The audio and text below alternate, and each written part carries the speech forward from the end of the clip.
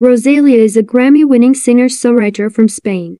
Born in Barcelona on September 25, 1992, Rosalía Vila Tobella, known mononymously Rosalia, is a Spanish singer and songwriter who rose to fame for redefining the sounds of flamenco, a traditional Spanish art style based in folk music, often fusing it with hip-hop influences. After establishing herself in Catalonia, she found mainstream success with her single Malamente in 2018. She also collaborated with Colombian rapper J Balvin on Con Altura, which was released in March 2019 and reached 1 billion views on YouTube by that October. Rosalia has won 13 Latin Grammy Awards, including the 2019 and 2022 Grammy for Best Latin Rock, Urban or Alternative Album, making her the first woman to win Album of the Year twice. In 2019, she also became the first Best New Artist nominee to be honored for a Spanish-language album. She also appeared in the Oscar-nominated 2019 Spanish film Dolor y Gloria, Pain and Glory, starring Antonio Banderas and Penélope Cruz. Growing up just north of Barcelona in Sant Esteban de Sasroviras, Rosalia discovered the power of her voice when she was 8 years old. "We were spending time with a bunch of relatives who happened to be not that close to us," she told the Los Angeles Times. "And my father asked me to sing something. I closed my eyes and sang. When I opened them, everyone at the table was moved to tears. It was an early sign that music could become a vehicle of expression." While her parents listened to Bob Dylan and Janis Joplin, Rosalia found hip-hop at 11 and eventually started listening to flamenco with friends, many of whom had family roots in Andalusia, where the music form originated. When she was 13, she heard flamenco great Camarón de la Isla's music blasting out of a friend's car and dedicated herself to learning the complicated style of music by taking dance classes and immersing herself in Camarón's albums. "Flamenco is a strongly traditional, deep-rooted music genre," she described to Dazed. "Some people say that flamenco is the Andalusian bel canto. It's both complex and emotional, and it has been declared World Cultural Heritage by UNESCO. It is taught in schools nowadays, where it enjoys the same status as jazz or classical music. It goes beyond any trends." At 15, Rosalia appeared on the Barcelona talent competition show Two Chique Veils. Failing to impress judges with a flamenco tune by Hannah, Como en un mar eterno, she sang a few lines of Alicia Keys' No One a cappella, sending her into the next round. She ultimately did not advance in the competition. That harsh reality made her recalibrate her approach to music, and she dove into composition.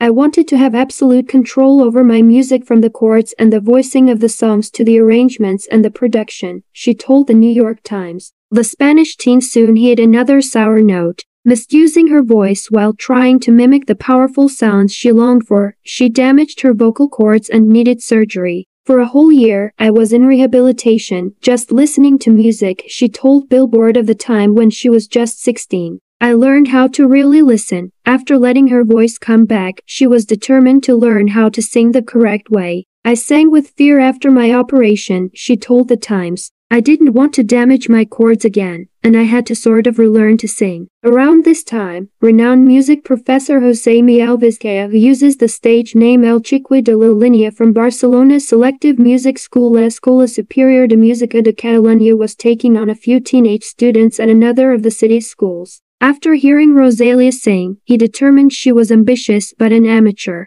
Rosalia decided to start learning from scratch under Vizcaya's instruction.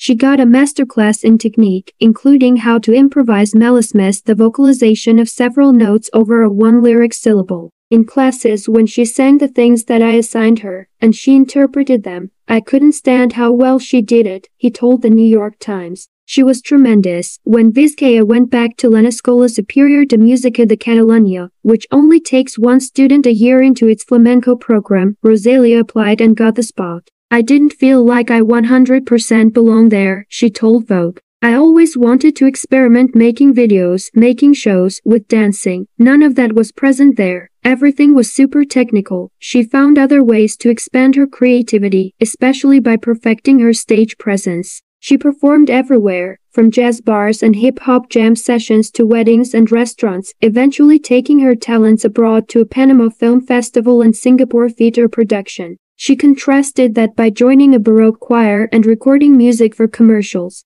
Rosalia independently released her debut Los Angeles, described as an experimental flamenco album, in her official bio through a Universal distribution deal in 2017. Soon after, industry buzz around her started to mount. In May 2018, she released a new single, Malamente, which immediately captured audiences with its hand-clapping intro and quickly became one of Billboard's songs that defined the decade. That became the lead single off her sophomore release El Mal Curar, which translates roughly to The Bad Love, which was released that November as a joint venture between Colombia and Sony Music Latin, debuting at No. 1 on the Latin Pop Albums chart.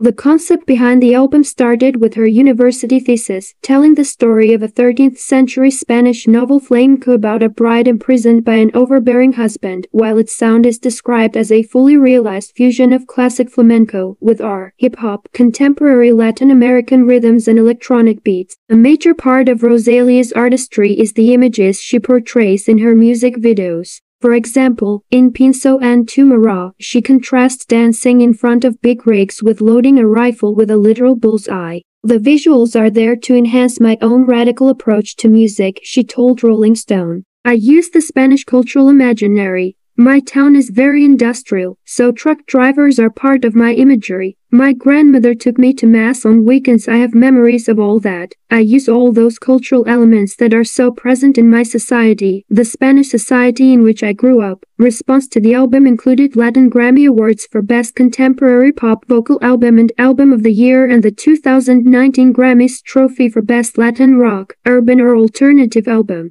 However, she has also received criticism from some groups for cultural appropriation of the flamenco genre. Rosalia's international fame truly skyrocketed when she partnered again with J Balvin, who she had worked with on 2018's Brillo for one-off single. The duo produced Con Altura, meaning with height, in 2019. When I was younger, I loved listening to reggaeton, she said in a press release, according to Rolling Stone. It wasn't until a few months ago in a studio in Miami when I started writing in this direction. I proposed to my co-writers that we work with a Dominican sample I found. Then Frank Dukes added his own sample, and El Guincho added percussion, and the record was born. A Barcelona American Latin pop vibe. I didn't hesitate to show the song to my friend Jose J Balvin, and he loved the track and sent over such a fresh and raw verse. The track took off in part due to its music video featuring Rosalia dancing on a private jet. It earned her the title of most watched global YouTube video of 2019 for a female artist and broke the 1 billion views mark less than 6 months after its premiere. Rosalia continued to collaborate with all 5 of her Billboard Hot 100 ranking tracks recorded with other famous names: La Noche de Anoche with Bad Bunny, Relation with Sach, Daddy Yankee, J Balvin and Farruko, TKN with Travis Scott, Lo Vas a Olvidar with Billie Eilish and La Fama with The Weeknd. She also appeared in Cardi B's video for WAP, featuring Megan Thee Stallion. While her first 2 albums and so many collaborations came in quick succession, she paused a beat before her 3rd album, Matamami, released in March 2022. In these last 3 years, I've wanted to focus my energy on giving this album a sense of risk and excitement overall, she told Rolling Stone. During that time, she had the chance to look inward. I spent a lot of time alone, she continued. There was a lot of time when I struggled and felt on the edge of an abyss. On other records, I always had company, even when I was the one pushing things forward because I had a clear picture. In this case, more than ever, I felt the weight and the responsibility of the entire project. The result of that internal struggle is what she calls the most personal story I've told, with the concept of Matamami being a feminine figure building herself. Recorded in Puerto Rico, the Dominican Republic, New York, Miami, Los Angeles and Barcelona, the record is inspired by the Latin music she and her cousins danced to when she was young, she told the New York Times. That personal touch helped make Matamami her first record to hit the Billboard 200 chart, peaking at No. 33 and spending 4 weeks on the list. Matamami won Album of the Year at the 2022 Latin Grammy Awards, making Rosalia the first woman to win the award twice.